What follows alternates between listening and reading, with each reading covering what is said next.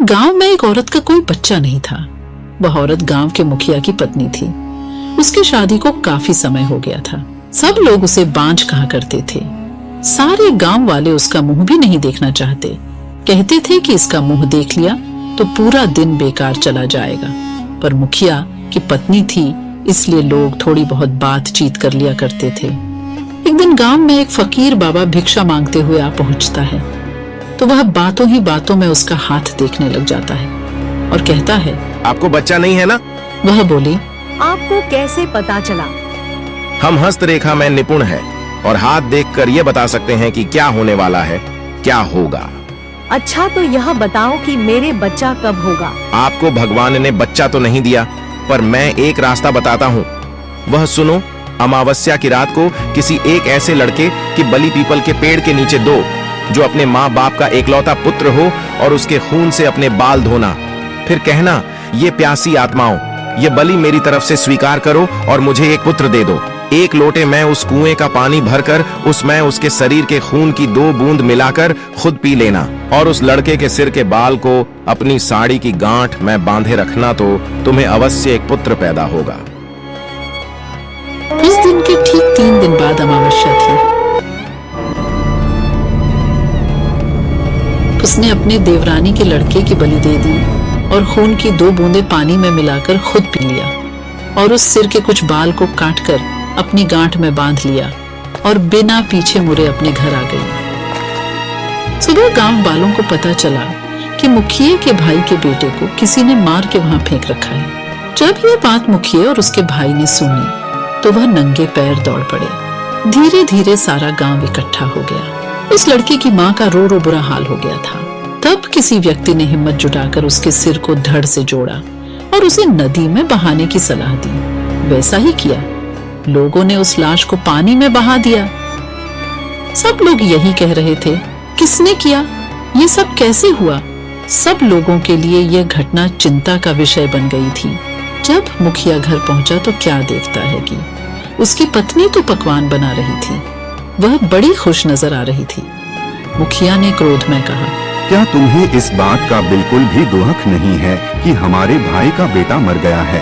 वह पहले ऐसी नजरों से देखी जैसे कि उसे मार ही डालेगी। फिर कहने लगी, लड़का उसका मरा है, मेरा नहीं, मैं क्यों शोक मनाऊं? तुम पागल हो। तुम्हें तो खुश होना चाहिए कि अब तुम्हारा भी एक पुत्र आने वाला है, और यह जानकर और खुशी होगी कि वह इस जायदाद का अकेला वारिस होगा। मुखिया से रहा नहीं गया और उसे जान से मारने के लिए तलवार उठाने चला गया। वह अंदर तलवार ढूंढ रहा था, पर तलवार नहीं मिली। जब वह पत्नी के बेद के पास पहुंचा तो क्या देखता है कि सारे कपड़े खून से लथपथ हैं और तलवार भी वहीं पड़ी है और उस पर खून लगा है। वह ये सब देखते ही समझ गया कि यह सब इसने पुत्र प्राप्ति के लिए बलि दी है। उसने उसे मारने का विचार बनाया कि अब भी मैं इसको मार दूंगा तो सब लोग मुझे गलत समझेंगे, और वह वहां से चला गया। उस दिन से गांव में ऐसी ऐसी घटना होने लगी। किसी की भैंस मर गई, किसी ने उसे मार डाला और उसके शरीर के अंग इधर उधर फैले पड़े, जैसे कि किसी ने उसे नोच नोच कर खाया हो। तो किसी दिन किसी का कुत्ता तो किसी की बकरी मर गई। जिस तरीके से भैंस को किसी ने मारा था, ऐसी घटना से सारा गांव परेशान था। किसी को यह समझ नहीं आ रहा था कि आखिर हो क्या रहा है। एक दिन की बात है, मुखिया रात को अपने गेट के पास सोया हुआ था। आधी रात के समय उसे गेट खुलने की आवाज आई। वह जाग गया। उसने देखा कि एक औरत बाल फिकरे हुए आधी रात को बाहर चली जा रही। भादों की काली रात थी। चारों तरफ से आवाजें आ रही थी। कहीं शियार तो कहीं कुत्ते भौंकते ऐसा लग रहा था। उसी की जैसे यह रात जाने क्या कयामत ढाएगी। अचानक उसे एक गाय के बछड़े के रंभाने की आवाज आई। वह समझ गया हो न हो यही सारे गांव की बर्बादी का कारण है। मुखिया के दिमाग में एक आइडिया आया कि क्यों ना मैं चलकर देखूं कि यह कहां जाती है। वह उठकर चल दिया। उसने आगे चल के क्या देखा कि पड़ोसी के गाय का बछड़ा का कटा हुआ मुंड पड़ा है और उसके धड़ को वह औरत खींचकर पीपल की ओर ले जा रही है, और ले जाकर उसने वही शब्द दोहराया, यह लो प्यासी आत्माओं, मैं तुम्हारे लिए भोजन लाई हूँ। मुखिया यह सब नीम के पेड़ से छुपकर देख रहा था। एकदम वह क्या देखता है कि 4 काली छाया वहां प्रकट हुई उसने अपनी जिंदगी में ऐसा दृश्य कभी नहीं देखा था। वह देखता है कि वो चारों भूत और उसकी पत्नी उस लाश को खाने लगी। क्या सब देखकर मुखिया के पर के नीचे की जमीन खिसक गई कि उसकी पत्नी एक डायन है। एक भूत ने कहा, बस 3 दिन बाद फिर अमावस्या है और हमारी शक्ति उस दिन बढ़ जाएगी। तब हम तुम्हें पूरी शक्ति सौंप देंगे और तुम अपनी मर्जी से कुछ भी कर सकती हो। तुम गांव वालों को अपनी उंगली पर नचा सकती हो। उसने यह सब सुनकर सारे गांव को चोरी चोरी जगा करके कहा, मैं तुम्हें बताता हूँ कि तुम्हारी बर्बादी एक डायन की वजह से हुई है। अपनी अपनी लाठी उठाओ और चलो मेरे साथ। आज उस डायन का अंत हम सब मिलकर करेंगे। और सब भागते हुए उस पीपल की ओर चल दिए। सारे गांव को अपनी तरफ आते देख सारे भूत तो गायब हो गए, पर वह डायन खड़ी रह गई। मुखिया की पत्नी को इस हालत में देखकर सारे गांव वालों के तो होश उड़ गए और वह रुक गए। मुखिया ने कहा, खड़े क्यों रह गए? यह तुम्हारी मालकिन नहीं, डायन है, डायन। और यह बोलते हुए सब उसे लाठियों से मारने लगे। वह अपनी जान बचाकर भागी और भागते हुए उस कुएं में जा गिरी और वह चिल्लाने लगी, बचाओ बचाओ। सारे गांव ने कहा, इसे सजा अपने आप मिलेगी, लटकी रहने दो इसे। वह चीखती रही, चिल्लाती रही, मुझे ऊपर निकालो, मुझे पानी पिलाओ। पर किसी ने उसकी सहायता नहीं की, पर वो बार बार यही बोलती रही कि मैं तुम सब गांव वालों को बर्बाद कर दूंगी। एक एक को मैंने पानी के लिए नहीं तरसाया तो मेरा नाम भी काली डायन नहीं, यही नाम दिया है। तुम में मुझे, मैं तुम्हें छोड़ूंगी नहीं। 2 दिन तक उसकी लाश यूं ही लटकती रही। तीसरे दिन अमावस्या थी। उस दिन की रात के बाद उस लाश का पता नहीं चला कि कहाँ गई उसकी लाश। कुछ दिनों बाद गांव के कुएं का अचानक पानी सूख गया तो वो लोग परेशान हो गए। कुछ दिनों बाद क्या देखते हैं कि जिस कुएं में वह मारी थी वह पानी से भर गया है। सुबह जब कुछ लोगों ने कहा चलकर पानी खींचते हैं, यह एक अंधेरी और तूफानी रात थी। बारिश जोरों से हो रही थी और हवाएं तेज चल रही थी। एक छोटा सा गांव था। गांव के लोग अपने घरों में सुरक्षित थे, लेकिन कुछ लोग बाहर थे। उनमें से एक छोटा लड़का था जिसका नाम एंडी था। एंडी अपने घर के पीछे के बगीचे में खेल रहा था। वह एक पेड़ के नीचे खड़ा था और बारिश देख रहा था। अचानक उसने एक आवाज सुनी। आवाज पेड़ से आई थी। एंडी ने ऊपर देखा और देखा कि एक आदमी पेड़ पर बैठा है। आदमी का चेहरा काला था और उसके बाल लंबे और सफेद थे। उसके हाथ लंबे और पतले थे और उसके नाखून लंबे और कांटेदार थे। आदमी का चेहरा क्रोध से भरा था। उसने एंडी को देखा और कहा, मुझे तुम्हारा खून चाहिए। एंडी बहुत डर गया। उसने भागने की कोशिश की, लेकिन आदमी बहुत तेज था। उसने एंडी को पकड़ लिया और उसके गले पर दांत गड़ा दिए। एंडी चीखता रहा, लेकिन कोई सुनने वाला नहीं था। आदमी ने एंडी का खून पिया और फिर वह गायब हो गया। एंडी को बचाया नहीं जा सका। उसका शरीर पेड़ के नीचे पड़ा मिला। उसके गले पर दांत के निशान थे। गांव के लोगों को बहुत दुख हुआ। उन्होंने एंडी का अंतिम संस्कार दिया और उसके लिए प्रार्थना की। लेकिन एंडी की मौत अभी भी रहस्य थी।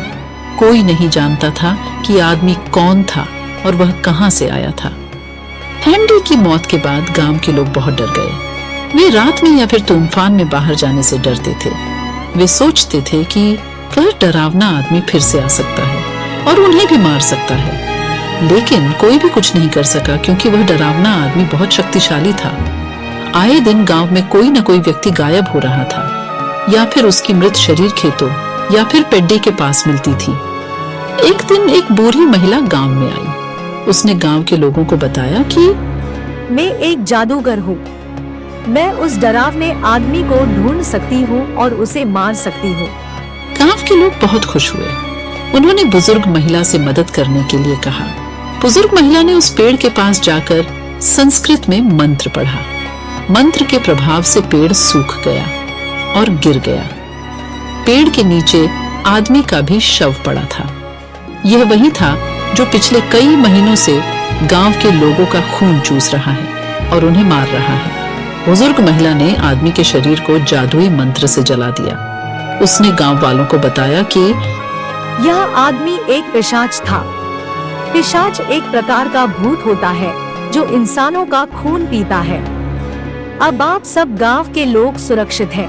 गांव के लोग बहुत खुश हुए। उन्होंने बुजुर्ग महिला को धन्यवाद दिया। बुजुर्ग महिला अब उसी गांव में रहने लगी। और आसपास के दूसरे गांव में भी जाकर वहां के भूत पिशाचों को मारा करती थी। बुजुर्ग महिला ने जब से उस डरावने आदमी को मार दिया, उस समय से गांव में सभी लोग सुरक्षित थे। लेकिन पता नहीं कहां से एक चुड़ैल उस गांव में आ गई थी। वह चुड़ैल उस बूढ़ी जादूगरनी को खोजते हुए यहाँ आई थी, क्योंकि कई वर्षों पहले जब वह बूढ़ी जादूगरनी जवान हुआ करती थी, तब उसने इस चुड़ैल को एक पेड्डी में ही कैद कर दिया था, जिसके वजह से यह चुड़ैल कई वर्षों तक एक सुनसान जंगल के एक पेड्डा में बंधी रही थी। इसलिए उस चुड़ैल ने उस जादूगरनी महिला को मारने की प्रतिज्ञा ले रखी थी। इसलिए वह चुड़ैल जादूगरनी को खोजते हुए इस गांव में आई थी। वह एक शक्तिशाली चुड़ैल थी और उसने जल्दी ही गांव के लोगों को अपने वश में कर लिया। उस चुड़ैल ने गांव वालों को गुलाम बना लिया। हर हफ्ते गांव के किसी एक व्यक्ति को चुड़ैल आपले भोजन के लिए मारकर खा लिया करती थी। गांव वाले चुड़ैल से मुक्त होना चाहते थे, लेकिन वे कुछ नहीं कर सकते थे क्योंकि वह बहुत शक्तिशाली थी। लेकिन जादूगरनी की पिशाच को पकड़ दियचने के लिए कई महीनों से गायब थी। गांव के लोग बहुत दुखी और पीड़ित थे कि एक दिन वह बूढ़ी जादूगरनी गांव में लौटी। वह जिस पिशाच को पी के आने गई थी, वह बहुत ताकतवर था और महिला अब बूढ़ी हो चुकी थी। इसलिए 3 महीनों से बूढ़ी महिला दिन रात उस पिशाच से लड़ती रही, जब जाकर उस जादूगरनी ने पिशाच को मारा। इस लड़ाई से जादूगरनी बहुत थकी हुई थी, तो इसलिए जब वह गांव आई तो चुड़ैल ने उस पर आक्रमण कर दिया और बूढ़ी जादूगरनी कुछ नहीं कर पाई और उसकी हार हो गई और चुड़ैल ने उसे मार दिया। कुछ समय बीतने के बाद गांव में एक पंडित आए, क्योंकि उन पंडित को पता था कि इस गांव के लोग भगवान पर विश्वास नहीं करते हैं, इसलिए इन्हें समय समय पर कोई बुरी शक्ति अपने नियंत्रण में ले लेती है और परेशान करती है। इसलिए गांव वालों की मदद के लिए पंडित जी बहुत दूर बनारस से यहाँ आए थे। पंडित जी ने जैसे ही गांव में कदम रखा, चुड़ैल को डर लगने लगा, उसकी शक्तियां कमजोर होने लगी। पंडित जी गांव के चौपाल में पहुंचकर सभी गांव वालों को एकत्रित किया और उन्हें बताया कि मैं पूरे गांव को हमेशा के लिए भूत प्रेत और चुड़ैलों से मुक्त कर देंगे। गांव वालों ने इसका उपाय पूछा तो पंडित जी ने बताया कि यहाँ से 1 किलोमीटर की दूरी में एक हनुमान जी का मंदिर बनाओ और वहाँ सुबह शाम आरती और धूप दीप करो। इसके अलावा जब भी तुम्हें लगे कि चुड़ैल तुम्हारे आसपास हैं, तो हनुमान चालीसा पढ़ो, वह तुम्हें छू भी नहीं पाएगी। चुड़ैल पंडित को मारना चाहती थी, लेकिन वह कुछ भी नहीं कर पा रही थी। तभी पंडित जी ने बहुत तेजी से शंख को बजाया और शंख की आवाज सुनते ही उस चुड़ैल की शक्तियां कुछ समय के लिए गायब हो गई। वह जल्दी से वहां से उड़कर दूर जंगल में चली गई। गांव के लोगों ने वैसा ही किया जैसा कि पंडित जी ने कहा था। गांव के लोग अब पूजा पाठ करने लगे थे, जिसकी वजह से वह चुड़ैल कभी भी गांव में नहीं आ पाई। वह जंगल में ही रहकर अपने शिकार को खोजा करती थी। लेकिन जब भी गांव वाले जंगल जाया करते थे, तो वह हनुमान चालीसा का पाठ करते हुए जंगल जाते थे। इसलिए चुड़ैल को जब हनुमान चालीसा के बोल सुनाई देते, तो वह वहां से उड़कर दूर चली जाती थी। इस तरह देखते ही देखते पूरे भारत में गली गली में मंदिर बन गए और हर कोई हनुमान चालीसा का पाठ करता हुआ आपको मिल ही जाएगा।